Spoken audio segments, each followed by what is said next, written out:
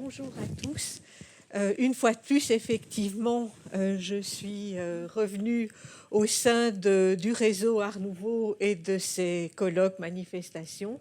Et ça me fait plaisir aujourd'hui de vous présenter une communication un peu baroque sur la maison Art Nouveau. Parce que une communication aussi que j'avais pensée comme une conclusion, parce que j'ai l'impression que certaines choses que je vais développer devant vous ne sont peut-être pas de mise alors que s'ouvre un colloque où il y aura des communications pointues, très étayées scientifiquement et qui un peu loin de mes divagations. Et c'est pour ça que je pensais terminer et comme ça je m'en allais et c'était tranquille. Tandis que maintenant je crois que je vais avoir droit à quelques commentaires après cet exposé.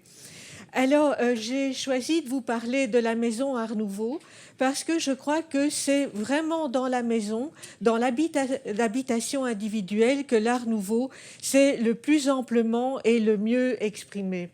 Et il faut bien commencer l'histoire quelque part, et je commence l'histoire avec la Red House de William Morris, construite par l'architecte Philip Webb pour son ami William Morris en 1859-1860. Alors, qu'est-ce qu'est la Red House? Comme le disait Morris, c'est un palais in its own. C'est un palais pour un artiste, c'est un endroit où l'artiste peut se ressourcer, trouve un cadre idéal pour créer et où il peut montrer son individualité et être écarté, être abrité des laideurs du monde pour créer loin des fracas et de la laideur du monde. Et vous savez que William Morris, quand il a voulu meubler sa maison, on était à l'époque de la grande exposition de Londres, l'exposition abritée par le Crystal Palace, et que Morris, dit-on, n'a même pas voulu aller voir cette exposition. Il était profondément opposé à toute cette fabrication industrielle des objets destinés à la décoration des intérieurs, et il a donc tout simplement demandé à ses amis peintres pré-raphaélites, comme Burne-Jones ou Rossetti, de l'aider à orner sa maison. Et cette maison est vraiment une espèce de parangon de la maison artistique, si on peut l'appeler comme ça. Et je vais insister aujourd'hui sur la liaison entre ces maisons, ces palais d'art, ces palais individuels et le jardin. Parce qu'on a peut-être un peu trop tendance, quand on examine une maison Art Nouveau, à oublier son environnement et oublier qu'elle s'implante c'est pas toujours le cas, mais elle peut s'implanter dans un jardin magnifique et il y a liaison entre le décor intérieur et le jardin. Et Morris disait que le jardin devait être considéré comme une pièce de la maison et traité à l'instar des pièces de la maison. Et il a créé pour sa maison, déjà dès l'abord avec Webb, sur les plans de la Red House, vous avez le nom des plantes grimpantes qu'il prévoyait de faire pousser le long des murs. La maison elle-même devait être enveloppée dans un écrin de verdure qui lui-même était situé dans un verger de pommiers. Cette liaison entre la maison et le jardin, comme Maurice l'entendait, ce n'était pas un morceau de la nature sauvage, mais c'était un jardin quand même assez libre, avec des chambres particulières, des chambres pour les fines herbes, des chambres pour le jardin bouquetier. C'était un jardin divisé qui permettait plus libre que la mosaïculture ou que les jardins strictement ordonnés qui étaient à la mode à l'époque. Et il se fait que ce modèle que Henri van de Velde a convoité, apprécié, regardé, Maurice l'a habité très peu de temps, à peu près 5 ans, ce qui sera le cas aussi de la maison d'Henri van de Velde, le Blumenwerf, puisque le permis de bâtir de la maison de Van de Velde à Uccle est déposé en 1895 et 5 ans plus tard, Van de Velde quitte la Belgique pour s'établir en Allemagne. Donc ce sont des maisons aussi qui ont eu un caractère éphémère. C'est un peu triste d'y penser. Et on est maintenant, la maison appartient depuis 2003 au National Trust anglais. Et on est en train de faire des découvertes magnifiques du décor original. La maison est en cours de restauration.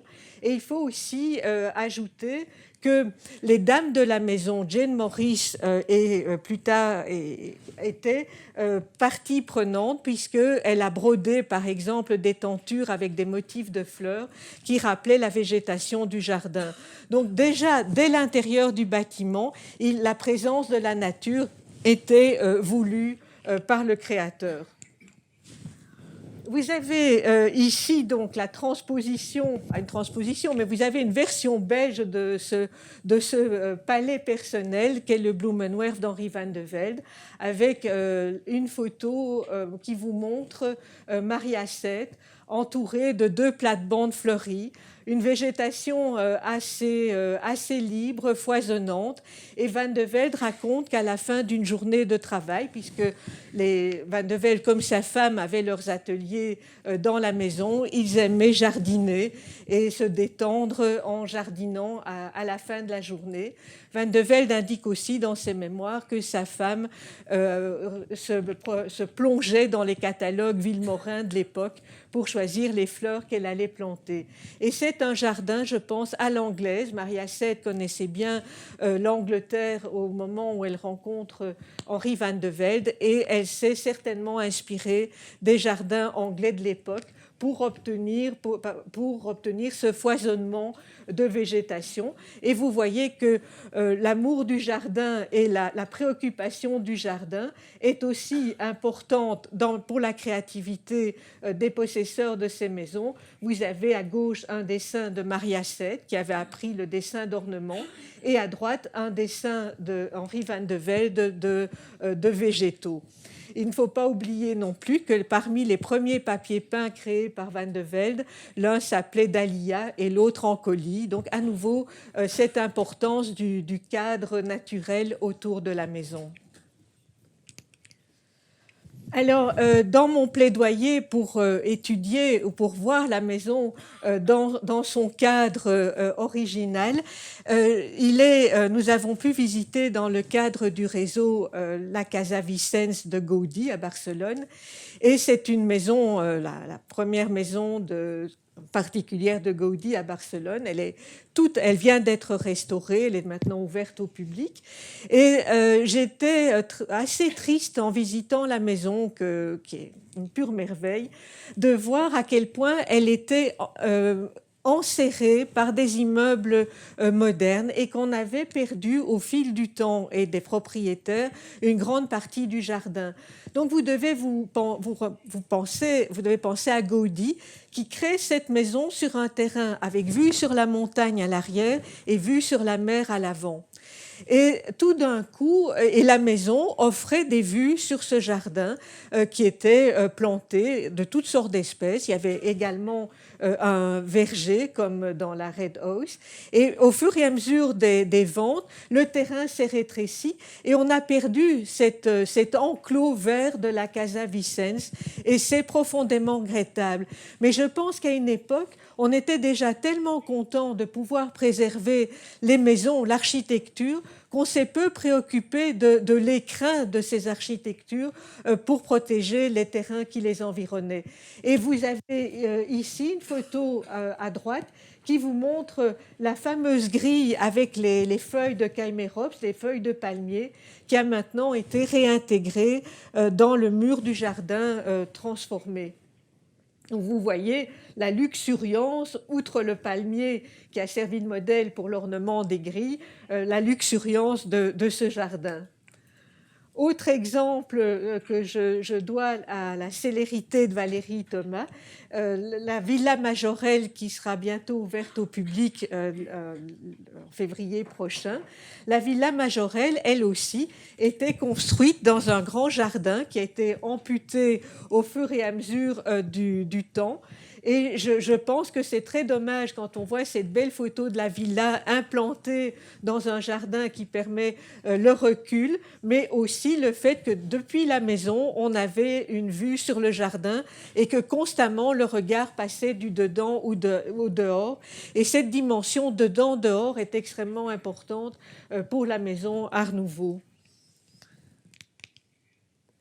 Alors, quand on n'avait pas, je tire un peu sur la ficelle, mais on peut aussi, à l'époque de l'Art Nouveau, faire carrément entrer la nature à l'intérieur de la maison. Et c'est le cas ici d'une maison d'Olbrich qui a été construite en 1898. Vous avez deux photos qui vous montrent la chambre à coucher avec ce paysage de bouleaux qui donnait l'impression aux propriétaires de la villa Friedman de dormir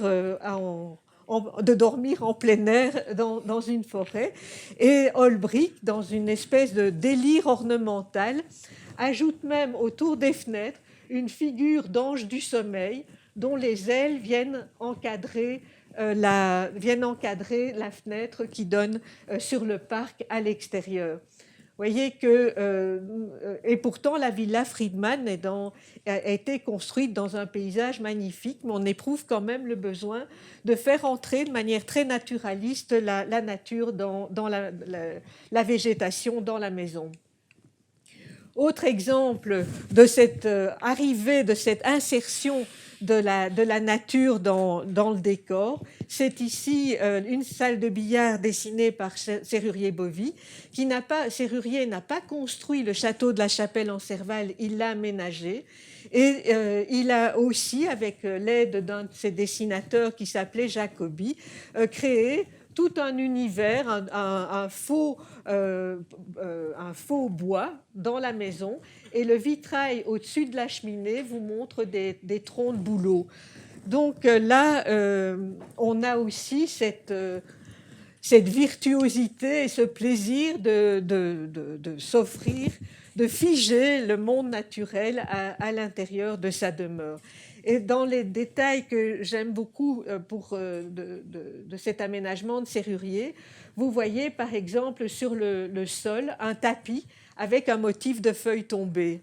Et les couleurs sont des couleurs automnales. Donc il y a vraiment une obstination et une volonté d'unifier tous les détails pour faire de l'intérieur une œuvre d'art totale, pour qu'il y ait cette cohésion entre tous les éléments du décor. Mobilier et décor sont en parfaite harmonie.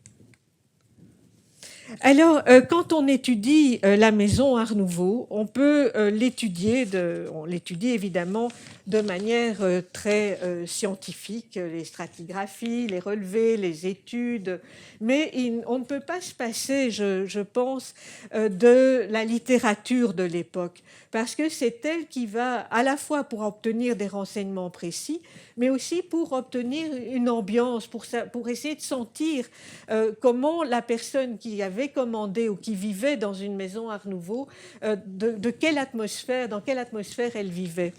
Et ici, j'ai pris l'exemple de la chambre d'artisan présentée par Serrurier en 1895, que tout le monde connaît parce que c'est une étape importante dans l'histoire des expositions, où Serrurier montre dans une exposition d'art une chambre meublée comme si l'habitant venait de fermer la porte de la pièce. Alors, on trouve à l'époque, le 26 mars 1895, dans le journal Le Soir, cette description. L'art, c'est cette chambre où de clairs meubles en bois jaune, de fantaisie charmante, s'enlèvent sur le fond vert d'eau du tapis de pied. Étagères, dressoirs sont trapés de tentures bleu mat en coton léger, brodés de gros œillets blancs aux nervures roses et vert clair. Au mur, un papier d'un bleu plus pâle. Au-dessus de la cheminée, dont les briquettes en majolique citron luisent comme de l'or, etc., etc. Donc, cette photo en noir et blanc, vous la faites vivre et vous-même, vous avez une impression plus juste de ce qu'était l'intérieur grâce à la description, à la littérature. Idem ici, où Jules d'Estrées, qui visite la maison de serrurier à Cointe en 1902, explique à quel point la maison a laissé sur lui une impression profonde. Et il parle de grandes glaces surmontées d'un vitrail déployant une sorte de frise de prestigieuses fleurs rouge sang sur de minces tiges vermousse. Le bruit des voix se perd dans le babillement éperdu des habitants d'une volière proche. Et on sait qu'il y avait dans cette volière également une fontaine. Donc là, vous avez aussi, non seulement vous avez une évocation de couleur, mais vous avez aussi une évocation du bruit et des sons de la maison. Ici, la salle à manger présentée par Henri van de Velde à l'exposition, à l'ouverture des magasins Bing à Paris en 1895. Et tout le monde aussi connaît cette photo qui a été publiée dans des tas de revues scientifiques, dans des livres sur l'Art Nouveau. Et récemment, il y a eu au Musée du Luxembourg à Paris une exposition sur les nabis. Et tout d'un coup, j'ai vu ce qu'était cette salle à manger, alors qu'en noir et blanc, elle me semblait assez sombre, assez plombée. Et tout d'un coup, on se rend compte que ce mobilier simple de Van de Velde, en cèdre avec des incrustations de cuivre, se détachait sur ce fond de couleurs des couleurs de terre, des ocres, des jaunes, des verts pâles, et que c'était un intérieur qui devait chanter, dont la couleur devait chanter. Et la photo des peintures de Ranson vient donner l'atmosphère, je trouve, est un apport précieux pour comprendre ce qu'était cette salle à manger de Van de Velde chez Bing. Pardon. Il y a un autre moyen de se représenter l'intérieur d'une maison, ce sont les peintures. Et il y a à Vienne une série de peintures de Karl Moll qui sont particulièrement délicieuses. Moll avait fait construire avec Koloman Moser une maison jumelle, une maison double. Et c'était une maison dans la Hohe-Wart, une espèce de colonie d'artistes dans une partie verte de Vienne. Et on a une idée du charme de la maison par les tableaux que Moll a peints de son intérieur et comment quelqu'un d'autre qu'un peintre pouvait suggérer. Évidemment, les fauteuils ne sont pas encore très Wiener Werkstätte, mais on reconnaît bien la patte d'Hoffmann dans ses massifs géométriques avec le petit quadrillage. On voit aussi que Madame Moll portait une robe réformée, comme on les appelait, c'est-à-dire une robe très légère, comme les robes très aux plis souples, qui permet au corps de bouger librement, comme les portait par exemple Maria Seth, l'épouse de Van de Velde. Vous voyez aussi avec quel soin sont disposés sur l'appui de fenêtre des petits pots avec des tulipes. Et il y a un autre tableau de Moll qui montre son épouse dans le jardin au milieu de massifs de tulipes. Donc tout ça permet aussi de rêver, de penser à ce qu'était l'intérieur Art Nouveau.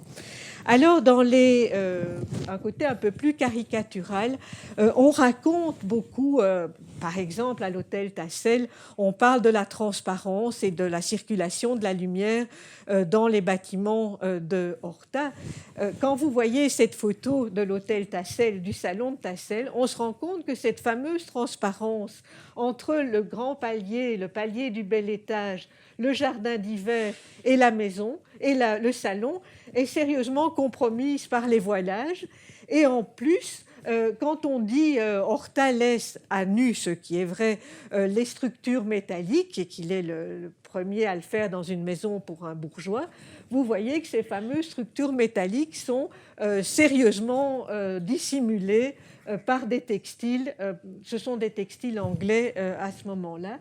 Et la maison se ressent encore du fameux style drapier des années 1870-1880, où on aimait transformer les maisons en cocon ouaté à l'aide de multiples draperies. Un autre cas de figure, ici la véranda du musée Horta, où l'on voit que le meuble vitrine est bourré d'objets japonais, chinois. Horta avait même des tankas tibétains. Donc la collection de quelqu'un qui a commandé une maison Art Nouveau vient est quelque chose qui est extrêmement présent. Donc quand on voit une maison et qu'on la restaure, on a souvent perdu ce qui la meublait, ce qui l'animait, ce qui aussi montrait quels étaient les goûts de son propriétaire. Et l'exemple le plus frappant pour moi, voilà, c'est l'hôtel Stockley, parce que les Wiener Werkstätte, à l'évidence, on savait et connaissait, Hoffmann, Klimt et les autres, connaissaient la merveilleuse collection personnelle d'Adolphe Stockley, que ce soit des peintures italiennes de la première Renaissance, que ce soit des objets égyptiens, que ce soit des têtes gothiques. Et ils ont voulu, en tout cas Hoffmann, il y a une espèce d'échange qui se fait dans cette maison entre la collection et la somptuosité du décor proposé par les Wiener Werkstätte. Et selon moi, c'est indissociable parce que c'est ce qui faisait, c'est la maison d'un collectionneur. Et il y a cette harmonie et cette conversation secrète entre l'architecture et la collection du maître de maison. Et cette maison aujourd'hui qui est dépouillée de pratiquement toute la collection suite à des héritages successifs peut sembler assez triste quand on voit dans le hall que tous ces socles maintenant sont dépourvus de leur statue. Et je fais une incise parce que c'est une question à laquelle est confrontée actuellement Valérie Thomas pour la Villa Majorelle.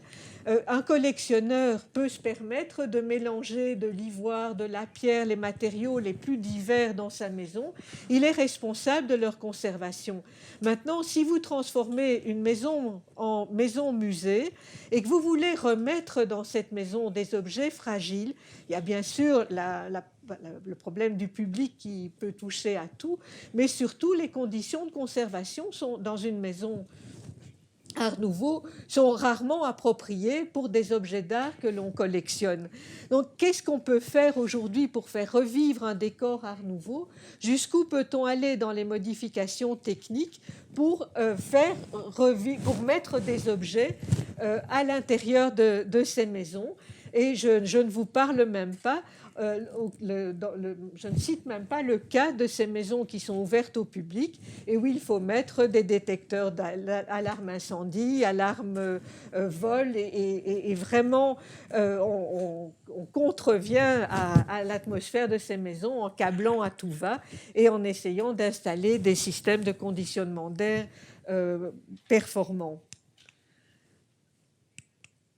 Je voulais juste aussi vous montrer, avant de poursuivre, l'intérieur du Palais Güell de Gaudi. Autre impression personnelle, c'est un des bâtiments que je trouve parmi les plus beaux de l'Art Nouveau européen. Et j'avais été frappée en le visitant par le côté glacé du Palais Güell. Toutes ces pierres polies, ce côté brillant, lisse. Et je m'étais dit que c'était absolument magnifique parce que dans cette ville où il fait chaud, on avait comme ça l'impression d'être dans une oasis, peut-être un peu glaciale, mais tellement en contraste avec la chaleur de la ville, comme un îlot de fraîcheur dans la ville. Mais en réalité, quand on regarde les photos anciennes, on se rend compte que là aussi, fauteuils capitonnés, damas sur les lits, peau d'ours dans les chambres d'habitation, objets anciens, cette impression est tout à fait... aujourd'hui, en visitant le Palais Güell, on est émerveillé par l'architecture, mais on perd la réalité de son atmosphère à la fin du XIXe. Alors, j'ai demandé à Peter Troels de bien vouloir me pardonner d'aborder la question de Mackintosh, mais je trouve que dans la restauration des maisons et dans la manière de faire revivre une maison Art Nouveau, Mackintosh est un cas tout à fait emblématique, puisque à la fin du XIXe siècle, Mackintosh occupe un appartement Main Street à Glasgow, et appartement qui ne lui appartient pas, il l'aménage suivant ses goûts et ceux de sa femme Margaret MacDonald. Et puis, il déménage en 1906. Cet appartement, est photographié dans le studio en 1901. Et puis, en 1906, il déménage pour occuper une maison de rangée, une maison banale, pas très loin de l'université de Glasgow, maison qu'il va occuper jusqu'en 1920. À ce moment-là, il la vend avec une partie du mobilier. Et puis, l'université de Glasgow acquiert la maison et finit par la démolir. Mais il y a quand même un peu et décide d'intégrer au sein de l'Unterian Art Gallery une présentation de la maison de Mackintosh. Et donc voilà comment, de l'extérieur, on a simplifié, j'aurais dû montrer une photo de la vraie maison, on a simplifié les volumes, on a fait une coquille relativement neutre qui reprend en gros les volumes de la maison que Mackintosh avait quittée. Alors, lorsqu'on pénètre dans cette maison par l'Unterian Art Gallery, donc vous avez peut-être vu qu'on ne pouvait pas entrer par la vraie porte, problème qu'on a connu au musée Horta, par la porte. Ici, elle est située, elle est en l'air.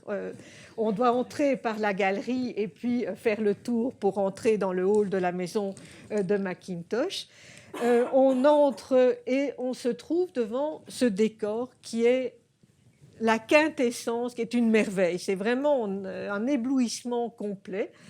On pense à la Glasgow industrielle de la fin du 19e, avec ses fumées, son fog, avec ses jours de pluie, ses jours de brume, et on se trouve dans un intérieur d'une luminosité exquise, dans des couleurs pâles, et on est dans un autre monde. Il y a même les deux coussins, et à ma grande satisfaction, j'ai appris que on avait reconstitué la cheminée et que les coussins étaient destinés aux deux chats persans de Mackintosh, qui étaient évidemment des chats gris qui s'intégraient complètement au décor. Et donc, on a l'impression, quand on est dans cet endroit, de toucher l'art de Mackintosh et de comprendre, d'être baigné dans son art. Mais en fait, cet ensemble, quand on a déménagé, quand l'université a détruit la maison, on a fait des relevés, etc. Mais c'est un mobilier un peu de bric et de broc. C'est du mobilier qui vient de Main Street, que Mackintosh avait déjà avant, mobilier qui avait été présenté à l'exposition de la Sécession viennoise, mais c'est aussi un peu de mobilier récupéré de l'exposition de Turin en 1902. Et donc, on a ici une évocation sensationnelle de Mackintosh, mais qui n'est peut-être pas exacte historiquement. Donc, il n'est pas nécessaire non plus, quand on veut parler et quand on veut communiquer à un public ce qu'était l'art d'un architecte, l'exactitude n'est peut-être pas non plus la vertu primordiale. Ici, on est sous le charme et sous le choc. Aux scientifiques, après, d'écrire et de décrire chaque meuble en expliquant d'où il vient, pour quelle destination il a été construit, mais ça, c'est une autre histoire. Alors, on peut aller encore plus loin, comme l'ont fait les habitants de Glasgow. La vogue de Mackintosh a été telle que tout d'un coup, mais ça je ne sais pas bien si c'est les politiques, les scientifiques, qui finalement, si c'est la ville qui a vraiment pris la décision, mais tout d'un coup à Glasgow, on s'est dit, Mackintosh nous a laissé un album de dessins pour un concours pour la maison d'un amateur d'art à Darmstadt en 1901.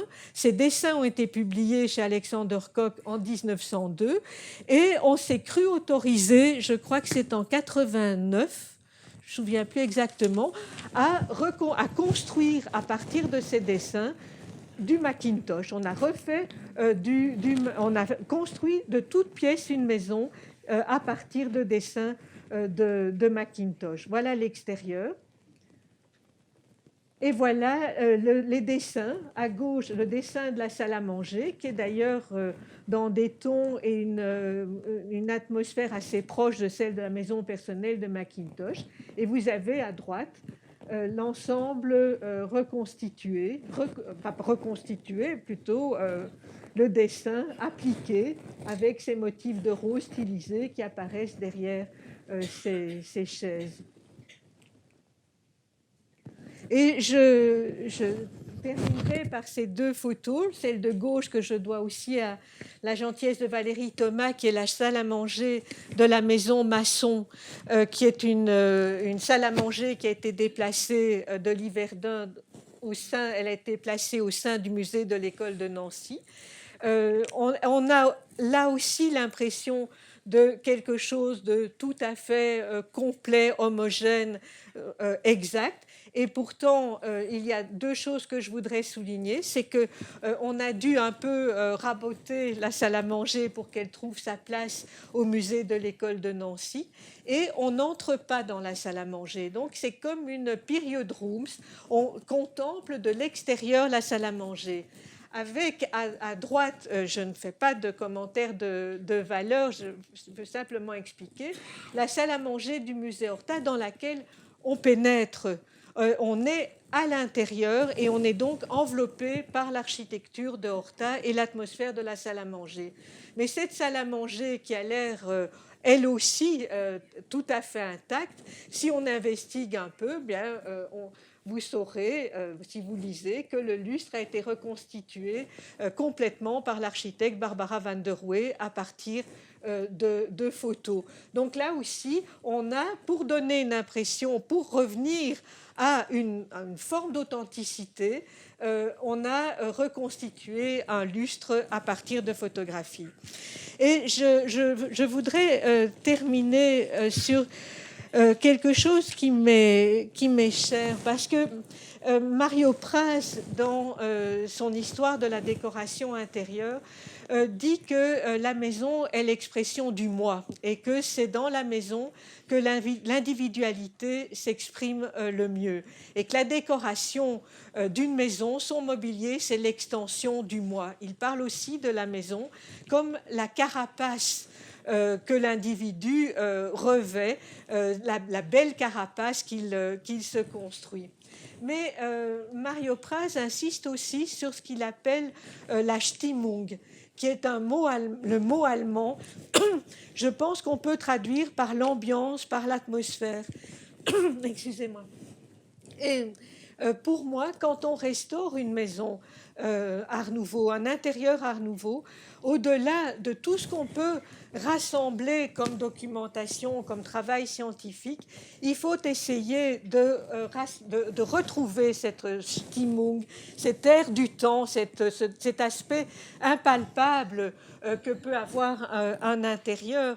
Et je dirais que pour le ressusciter, au-delà de tous les moyens techniques, et je suis peut-être, j'avoue, technophobe, mais je me dis que depuis l'époque des cavernes, le cerveau humain n'a pas beaucoup changé, et que ce qui fait ce qu'on appelle aujourd'hui la médiation entre une œuvre architecturale et un décor au sein de cette œuvre architecturale, c'est le récit.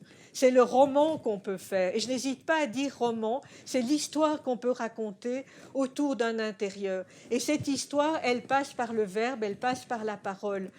Vous pouvez faire une reconstitution 3D, elle sera admirable, mais c'est au moment où vous avez des personnes autour de vous et que vous essayez de leur expliquer la douceur d'un tissu, la beauté d'un tissage Liberty, le contact avec les matériaux, ce qu'est un marbre, ce qu'est une pierre, c'est par le récit qu'on peut faire appel à la sensorialité des visiteurs et je pense donner une idée peut-être pas juste intellectuellement, mais juste sentimentalement de ce qu'était un intérieur Art Nouveau. Je vous remercie.